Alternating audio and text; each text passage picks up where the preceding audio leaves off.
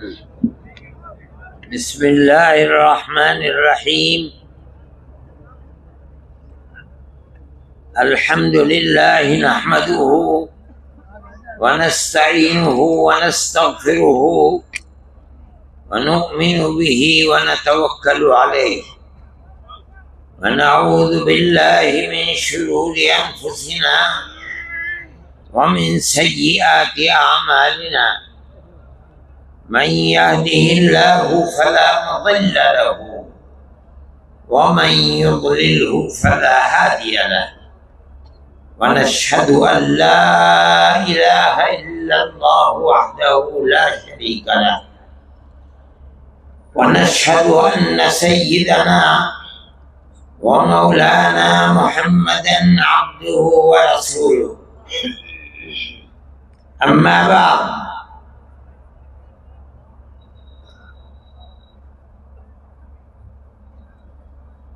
پنجاب، ہریانہ، ہماچل اور چنڈی گڑھ کے نائب امیر شریعت حضرت مولانا الیاس صاحب اور اس پروگرام کے اندر علماء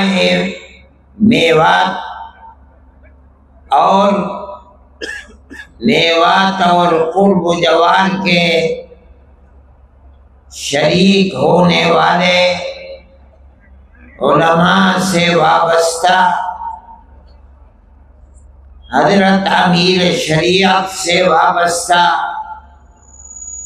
اور جمعیت علماء سے تعلق محبت رکھنے والے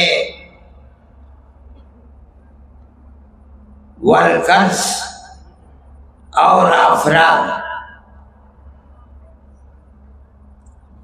میں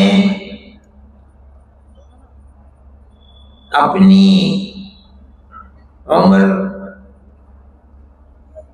اور طرح طرح کے عوارض اور بیماریوں کی وجہ سے حقیقت یہ ہے کہ آنے کے لائق نہیں تھا،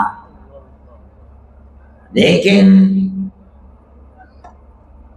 حضرت مولانا محمد الیاس صاحب نائب امیر شریعت اور میرے محترم میاں جی رمضان صاحب اور دوسرے جمعیت کے احباب کا اصرار تھا، میں آ گیا۔ اور اگر مجھے یہ معلوم ہوتا کہ یہ جگہ 100-125 کلومیٹر ہے تو میں ہرگز بھی نہ آتا۔ میں تو یہ سمجھا کہ گھنٹہ 1.5 گھنٹے میں پہنچ جاؤں گا، مگر یہاں پہنچنے میں تو 3 گھنٹے لگ گئے، اور اب یہاں سے واپس جانے میں اور 3 گھنٹے۔ لیکن مجھے آپ حضرات کے اتنی بڑی تعداد میں امارت شرعیہ کے سلسلے میں جمع ہونا، مجھے آنے کے بعد بڑی خوشی ہوئی۔ پتہ چلتا ہے کہ آپ حضرات کے دلوں میں اپنے علماء کی قدر ہے، دین کی قدر ہے، اسی لیے اس موضوع کے اوپر آپ حضرات کی تشریف آوری اتنے بڑے مجمع کے ساتھ ہوئی ہے۔ اللہ آپ کے دلوں میں اور آپ کی اولاد اور نسلوں کے دلوں میں دین اور دین سے وابستہ علماء سے اس والہانہ تعلق کو قائم رکھے۔ میرے محترم بزرگوں اور دوستوں، امانت شرعیہ کا یہ نظام آپ کے اس صوبے اور خاص طریقے پر میوات میں تقریباً 10-12 یا 15 سال سے قائم ہے۔ میرے پاس مولانا خالد صاحب مرحوم اس وقت آئے اور آ کے کہا کہ ہم امارت شرعیہ کے لیے کسی آدمی کا انتخاب کر دیا جائے تو اس کو قائم کریں گے۔ میں نے کہا بتائیے کون آدمی ہے؟ انہوں نے مجھے بتایا کہ مولانا اسحاق صاحب مرحوم اس کام کے لیے مناسب رہیں گے۔ میں ان کو لے کر اس وقت کے امیر شریعت کے پاس گیا اور میں نے ان سے عرض کیا کہ میوات میں جس سے وابستہ اور بھی ایسے صوبے ہیں جن میں مسلمانوں کی تعداد کم ہے، مولانا جانے پہچانے آدمی ہیں، آپ انتخاب فرما دیں۔ اللہ غریق رحمت فرمائے، انہوں نے میرے سامنے ہی ایک کاغذ کے اوپر مولانا اسحاق صاحب کا نام لکھ کر کے اور 2-4 جملے کہ میں ان کو نائب امیر شریعت کی حیثیت سے ان کے نام کو منظور کرتا ہوں، وہ مجھے دے دیا۔ میں نے مولانا خالد صاحب مرحوم کو دے دیا۔ لیکن یہ قدرت کا کرشمہ ہے کہ مولانا اسحاق صاحب بیمار ہو گئے اور ایک لمبی بیماری صاحب فراش، چلنے پھرنے سے معذور ہو گئے۔ امارت شرعیہ کے پلیٹ فارم سے کام جو ہونے چاہیے تھے وہ کام نہیں ہو سکے۔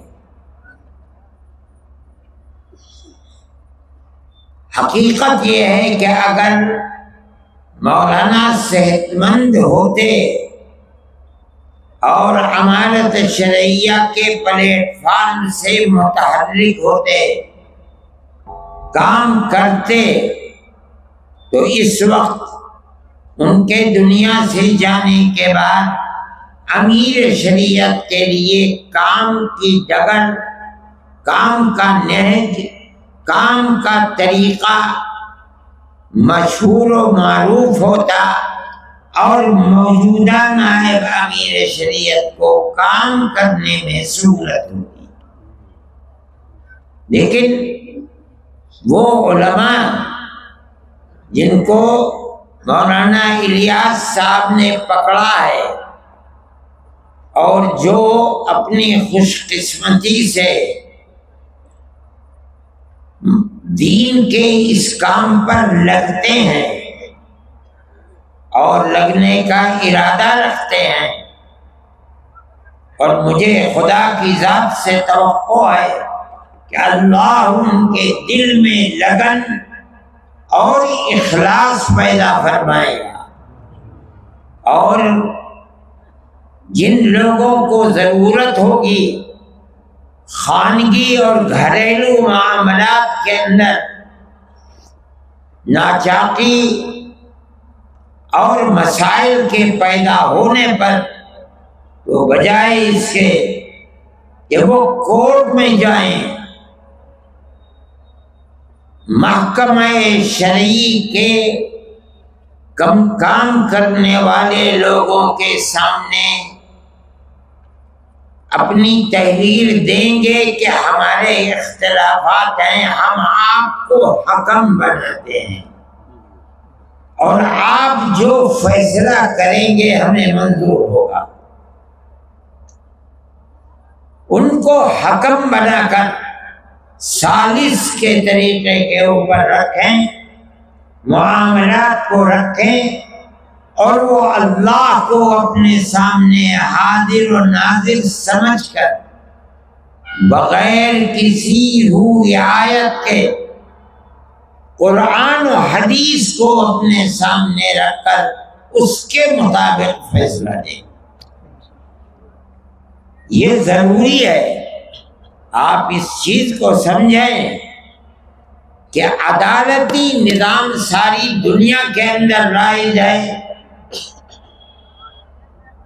آپ اگر حکم اور حاکم بن کر بیٹھیں گے تو آپ کے خلاف مقدمے ہوں گے، آپ ہار جائیں گے، آپ کا نظام بند ہو جائے گا۔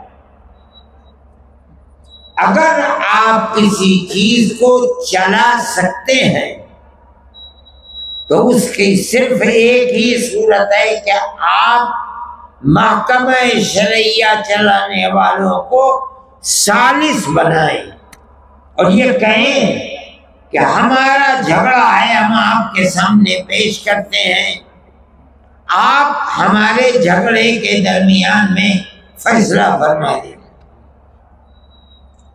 اس تحریر کے بعد جس پر دونوں فریقوں کے دستخط ہوں گے یہ چیز چلے گی، بجائے اس کے کہ آپ لاکھوں اور کروڑوں روپیہ عدالتوں کی نظر کر لیں، فقیر بن جائیں، زمینیں بک جائیں۔ یہ بہت آسان چیز ہے کہ جس کو مثل مشہور ہے کہ ہلدی لگی نہ پھٹکری اور رنگ آیا چوکھا، اس طریقے پر آپ کام کر سکیں گے۔ لیکن میں حضرت مولانا سے عرض کرتا ہوں کہ جو حکم بنیں گے، ثالث بنیں گے، وہ مدرسوں کے پڑھانے والے لوگ ہوں گے۔ یہ ایک دوسرا موضوع ہے کہ دو آدمیوں کے درمیان میں دونوں کے بیانات لینا، ان بیانات کو لے کر کے پھر آپس میں ہو سکتا ہے ضرورت جرح کی پڑ جائے، اس کی بنیاد کے اوپر ہو سکتا ہے گواہوں کی ضرورت پڑے۔ فیصلہ کرنے کے لیے وہ طریقہ جو عدالتوں کے اندر چلتا ہے، سمجھنے کے لیے ٹریننگ کی ضرورت ہے۔ میں ان حضرات سے مولانا سے میں نے منصور پوری سے مولانا سلمان صاحب منصور پوری سے میں نے کہا تھا کہ حضرت مولانا جب متعین کر دیں کہ اس جگہ یہ، اس جگہ یہ، اس جگہ یہ، ان کو 1 2 3 4 دن کے لیے بلاؤ،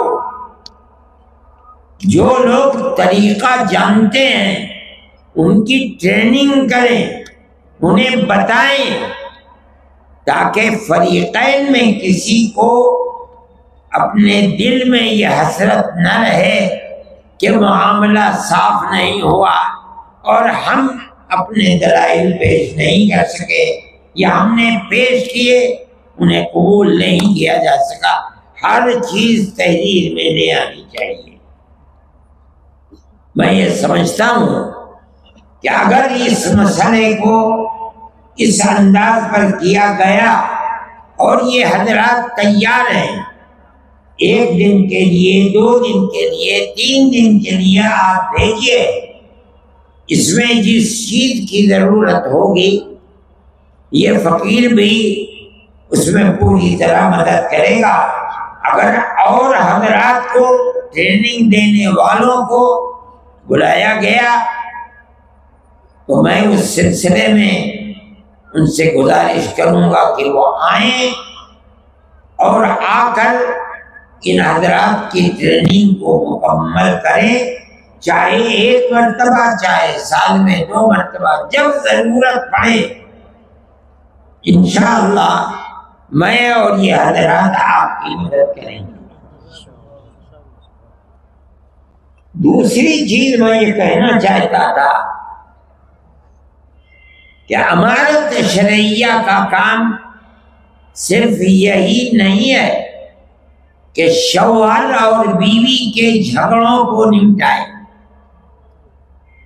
نہیں، اس کے علاوہ ہمارے اور آپ کے معاشرے میں، ہمارے جوانوں کے اندر، لڑکوں میں، لڑکیوں میں جو برائیاں پھیل رہی ہیں، اگر ان پر قدغن نہ لگائی گئی، ان کو جمع نہ کیا گیا،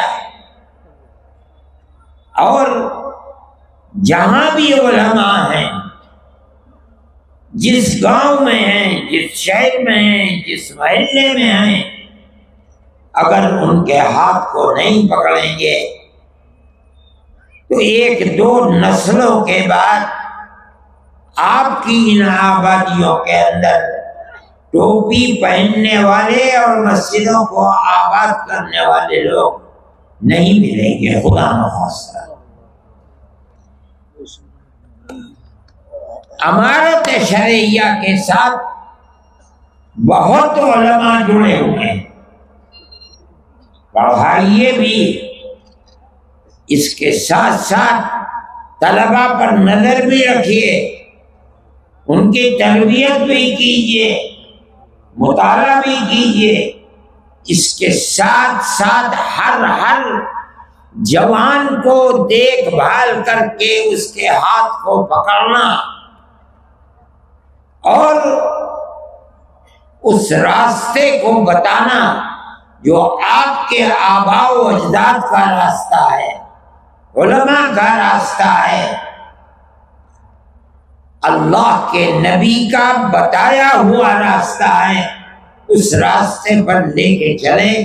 یہ بھی امارت شرعیہ کا ایک بنیادی طریقہ کار ہے، اگر آپ اس کو نہیں اپنائیں گے تو آپ کا کام مکمل نہیں ہے۔ وہ ماں باپ جو اپنے بچے کو دیکھ رہے ہیں کہ وہ راستے سے ہٹا ہوا ہے، علماء کو بتائیں۔ علماء کا یہ فرض ہے کہ جائے، قریب کرے، محبت اور پیار کے ساتھ سمجھائے، اور امر بالمعروف اور نہی عن المنکر کر کے اس کو سیدھے راستے پر لائے۔ یہ فرض ہے۔ مجھ سے لوگوں نے اس سفر میں بھی بتایا، پہلے بھی بتاتے ہیں کہ لوگوں کے اندر جوا، سٹا، شراب، بدکاری پہلے سے بہت زیادہ ہے، اور یہ چیز آپ کی بھی عفت و پاک دامنی کے اوپر بھٹا لگائے گی۔ آپ کے بچے اگر محفوظ نہیں ہیں، لڑکے، یاد رکھیے کہ آپ کی لڑکیاں بھی محفوظ نہیں رہ پائیں گی۔ دنیا کے اندر آج وہ طبقے ابھر رہے ہیں، طاقتور بن رہے ہیں، جن کا مقصد یہ بنا ہوا ہے کہ وہ مسلمان بچیوں کو آوارہ گردی کا شکار بنائیں۔ مخلوط تعلیم اور موبائل سب سے بڑا ذریعہ ہے بربادی کا۔ بچیوں کے ہاتھ میں موبائل، گھر کے اندر اور گھر سے باہر، یہ ان بچیوں کی بربادی کا سب سے بڑا ذریعہ ہے۔ ایسے واقعات ہوتے ہیں کہ بچیاں مخلوط تعلیم کے اندر نہیں ہیں، لڑکیاں لڑکیوں کے اسکول میں ہیں، لڑکے لڑکوں کے اسکول میں ہیں۔ اس کے باوجود ایک تو وہ ٹیچر جو ان لوگوں کے ہاتھ میں ہیں جو ان بچیوں کو برباد کرنا چاہتے ہیں، دوسرے موبائل، انہوں نے اس کے باوجود ان کو برباد کر دیا۔ میں آپ سے کہتا ہوں، ابھی مظفر نگر کے اندر مسئلہ ہوا، پولیس نے ایک ہوٹل کے اوپر جا کر چھاپا مارا، 50 لڑکے اور 50 لڑکیاں پکڑی گئیں۔ جب پردہ اٹھا ان کے اوپر سے تو تقریباً 36 یا 36 سے زائد لڑکیاں مسلمان بچیاں۔ یہ بچیاں، حیرت کی بات یہ ہے کہ اس اسکول کی پڑھنے والی تھیں جو اسکول صرف بچیوں کے لیے ہے۔ سوال پیدا ہوتا ہے کہ ان لڑکوں سے جو مسلمان لڑکے نہیں تھے، ان کا تعلق کیسے پیدا ہوا؟ اس کی دو ہی چیزیں ہیں کہ جو ٹیچر ہیں وہ مسلمان نہیں ہیں، حالانکہ عورتیں ہیں۔ دوسری چیز موبائل، اس نے تباہ کر کے رکھ دیا۔ اب ان ماں باپ کا کیا حال ہے؟ جمعیت علماء کے لوگ وہاں گئے، ہاتھ جوڑ کر کھڑے ہو گئے کہ ہم کچھ نہیں کریں گے، ہماری یہ ٹوپی تمہارے پیروں میں ہے، ہمیں برباد مت کرو۔ ان لوگوں نے مجھ سے کہا، میں نے کہا چھوڑ دو۔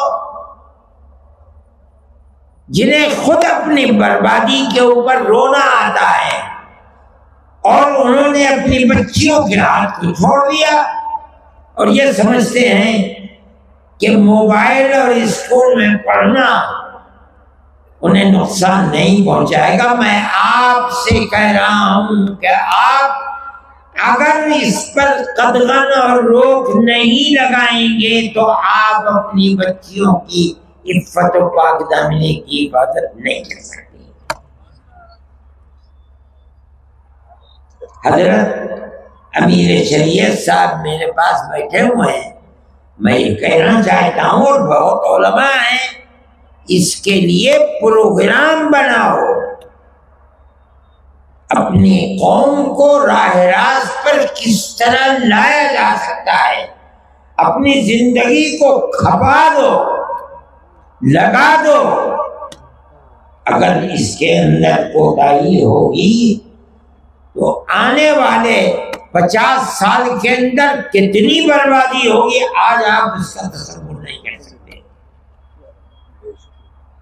ایسے لوگ ہیں ملک کے اندر جن کا پروگرام یہی ہے کہ مسلمانوں کے گھروں کے اندر عفت و پاک دامنی کا جنازہ نکالا جائے، اور وہ اس کے اوپر لگے ہوئے ہیں۔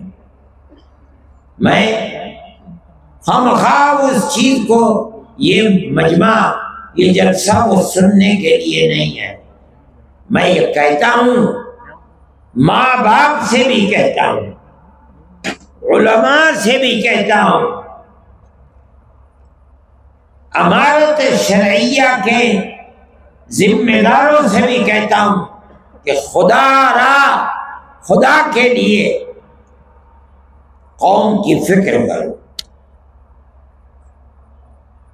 صرف اتنی بات کافی نہیں ہے، صحیح ہے، جمعیت علماء کا پروگرام ہے کہ آپ وہ اسکول جن میں 5ویں کلاس کے بعد مخلوط تعلیم ہے، آپ مخلوط ملی جلی لڑکے اور لڑکیوں کی تعلیم کو بند کریں۔ خدا نے جن کو طاقت دی ہے، 10 20 25 50 آدمی مل کر تھوڑی سی زمین دے کر بچیوں کے لیے الگ اسکول، بچوں کے لیے الگ اسکول بناؤ۔ کوشش کرو کہ بچیوں کی اسکول کے اندر پڑھانے والی مسلمان ٹیچر مہیا ہو۔ ان اسکولوں کے اندر عورتوں کی جماعتیں بھیجو، ان بچیوں کی تربیت کریں، ان کے ہاتھ میں موبائل نہ دو تاکہ ان کے خیالات پراگندہ نہ ہو۔ اپنی آنے والی نسل کی حفاظت کے لیے یہ ضروری ہے، ضروری ہے، ضروری ہے۔ ورنہ ہم اپنے جس ملک میں رہتے ہیں جہاں سیاست ہندو مسلم اکثریت اور اقلیت کی نفرت کے اوپر ٹکی ہوئی ہے، وہ آپ کے اور آپ کے بچیوں کی عفت و پاک دامنی کو زندہ نہیں رہنے دینا چاہتے۔ یہ آپ کی ذمہ داری ہے کہ آپ اپنی آنے والی نسل کو الیاذ باللہ ارتداد سے بچائیں اور انہیں مسلمان چھوڑ کر مریں۔ اس کی کوشش کیجیے کہ وہ بھی جب وقت آئے تو مسلمان رہتے ہوئے مریں۔ یہ ہماری ذمہ داری ہے۔ قوا انفسکم واہلیکم نارا، اپنے آپ کو بھی جہنم کی آگ سے بچاؤ، اپنی آل اولاد اہل خانہ کو بھی جہنم کی آگ سے بچاؤ۔ یہ جبھی ہوگا جب ماں باپ، بہن بھائی، بڑے اور چھوٹے اس نقطۂ نظر میں سب متفق ہوں کہ ہمیں اپنے گھر در، اولاد، بیوی، بچے، بچیوں سب کو جس طرح ہم مسلمان ہیں انہیں بھی مسلمان ہی بنا کر دنیا سے جانا ہے۔ یہ بھی امانت شرعیہ کا پہلو ہے، ضروری ہے۔ اس لیے آپ حضرات جس ولولے اور جذبے کے ساتھ آئے ہیں، میں آپ سے کہتا ہوں کہ آپسی گھریلو جھگڑے یقیناً ان کا حل ہونا چاہیے۔ امانت شرعیہ کا پلیٹ فارم اس کے لیے نہایت ضروری ہے، لیکن صرف یہی امانت شرعیہ کا کام ہے اور کچھ نہیں، غلط ہے۔ میں نے کہا کہ اپنی اور اپنی نسل کی حفاظت یہ کم ضروری نہیں ہے، ضروری ہے اور بہت زیادہ ضروری ہے۔ میرے بھائی، میں نے تو ان سے یہ کہا تھا کہ میں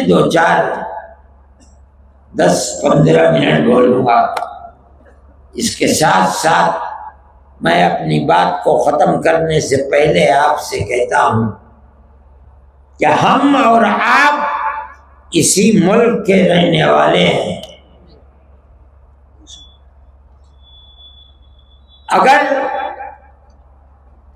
اس ملک میں جاٹ رہتا ہے تو مسلمان بھی جاٹ ہے، اگر ہندو برہمن ہے تو کشمیر میں جا کے دیکھو مسلمان بھی برہمن ہے، راجپوت ہے ہندو، مسلمان بھی راجپوت ہے۔ ہر برادری جو ہندوؤں میں پائی جاتی ہے ہندوستان میں، مسلمانوں میں بھی وہ برادری پائی جاتی ہے۔ اس کا مطلب یہ ہے کہ دنیا یہ سمجھتی ہے نادان، بے پڑھے لکھے ہندوستان میں مسلمان باہر کے آئے ہوئے ہیں، وہ جاہل ہیں۔ کچھ لوگ ہو سکتا ہے 1,00,000 2 لاکھ 10 لاکھ ہندو مسلمان ایسے ہوں کہ جو باہر کے آئے ہوئے ہیں آگے۔ آج ساری دنیا کے اندر مسلمان ہیں، امریکہ میں جاؤ مسلمان ہے، یورپ میں جاؤ مسلمان ہے، اور ساری دنیا کے لوگ آئے ہیں کھانے کمانے کے لیے، وہ بھی وہاں پہنچے۔ لیکن ہندوستان کے اندر ایسا نہیں ہے۔ یہاں تو 96, 97, 98, 99% مسلمان اسی ملک کا رہنے والا ہے. ان کی زبان ایک ہے، پہناوا ایک ہے، رہن سہن ایک ہے، کہاں دوسرے کے. لیکن میں یہ کہتا ہوں کہ جب ہم ایک ہیں، ایک ہی گھرانے سے پیدا ہوئے ہیں، ہمارے ماں باپ ایک ہی تھے، تو ٹھیک ہے لوگ نفرت کی سیاست کرتے ہیں، لڑاتے ہیں، جھگڑاتے ہیں، لیکن مسلمان کو اپنا مذہبی فریضہ سمجھ کر یہ بات کہنی چاہیے کہ مذہب کچھ بھی ہو، ہم ایک ملک کے رہنے والے، ہم سب بھائی بھائی ہیں. آپ 1400 1300 سال سے اس ملک میں رہتے ہیں اور اسی تاریخ کے ساتھ رہتے ہیں. گاؤں در گاؤں رہتے ہیں، ہندو اور مسلم رہتے ہیں، پیار و محبت کے ساتھ رہتے چلے آئے ہیں. یہ ہمارا امتیاز ہے. دنیا چاہتی ہے کہ جہاں اقلیت ہندو کی ہے مسلمان نکال دیں، جہاں اقلیت مسلمان کی ہے ہندو نکال دیں. مسلمان کی دکان سے نہ خریدو، مسلمان ہندو کی دکان سے نہ خریدیں.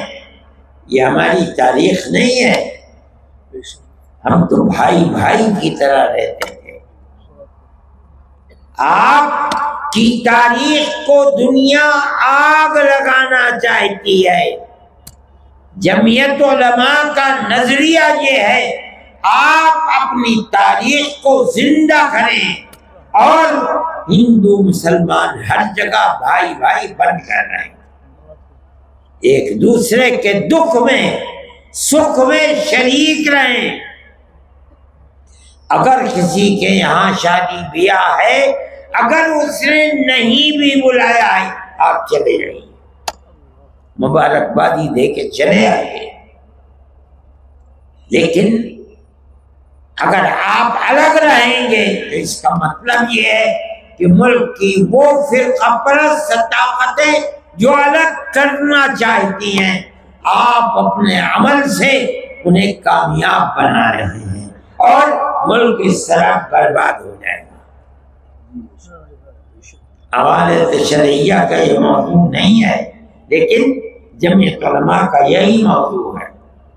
میں اتنا بڑا آپ کا مجمع ہے، میں اس دن دلی کے اندر میرا جلسہ تھا، ایک پنڈت جی کا بھائی میں بھی آؤں گا، اتنا بڑا ٹیکا یہاں لگا ہوا، صبح صبح آ گئے. میں نے کہا پنڈت جی چلو، وہ آ کے میرے پاس ہی بیٹھ گئے. بہت دیر دیکھتے رہے دائیں بائیں. اس کے بعد جب میں نے انہیں فون کیا بعد میں کہ پنڈت جی گئے تھے کیا لیا، کہنے لگے جی میں نے تو اپنے جیتے جی اتنا بڑا مجمع دیکھا نہیں تھا. میں نے کہا کوئی خراب بات راجی کیا بات کرو، اچھی اچھی بات کی داری. تو میں یہ کہتا ہوں کہ پیار و محبت، ایک دوسرے کے دکھ اور سکھ میں بھائی بھائی کی طرح شریک ہونا، شریک رہنا، اس کو آپ اپنی زندگی کا مضبوط نصب العین اور نظریہ بنائیے. تبھی آپ عزت و آبرو، چین و سکون، امن و امان اور پیار و محبت کے ساتھ رہ سکتے ہیں، اور یہی آپ کی تاریخ ہے. آپ اس چیز کو سمجھیے جو میں کہہ رہا ہوں، اور اس پر اپنے آپ کو مضبوط کر دیجیے. کوئی کچھ بھی کہے، آپ اسی کو اپنا نصب العین بنائیے. علماء کو یہ بات لوگوں کے سامنے رکھنی چاہیے اور اپنے باپ دادا پردادا کی جو تاریخ تھی جس کو مٹایا جا رہا ہے، آپ اس تاریخ کو زندہ رکھیں۔ دوسرے جو بات میں نے کہی ہے، بچیوں کے اسکول الگ، بچوں کے اسکول الگ بنائیے، اور ان بچیوں کے اندر اور بچوں میں بھی آپ تبلیغی جماعت کو، عورتوں کی جماعت ان اسکولوں میں، بچیوں کے، مردوں کی جماعت بچوں کے اسکول، ان کی صحیح تربیت کیجیے، رکھیے۔ بغیر تربیت کے تعلیم کچھ تعلیم نہیں ہے، بیکار ہے۔ اللہ تعالی آپ سب کی ہماری مدد فرمائے، دین و ایمان پر ثابت قدمی عطا فرمائے، ہمارے ملک کے اندر امن و امان کی فضا کو اللہ مضبوط فرمائے، اور جو لوگ ہماری تاریخ کو، ہندو مسلم تاریخ کو مٹا رہے ہیں، اللہ انہیں ناکام و نامراد فرمائے، ملک کو امن و امان کا گہوارہ بنا دے۔ وصلی اللہ تعالی علی خیر خلقہ سیدنا محمد وعلی آلہ واصحابہ اجمعین۔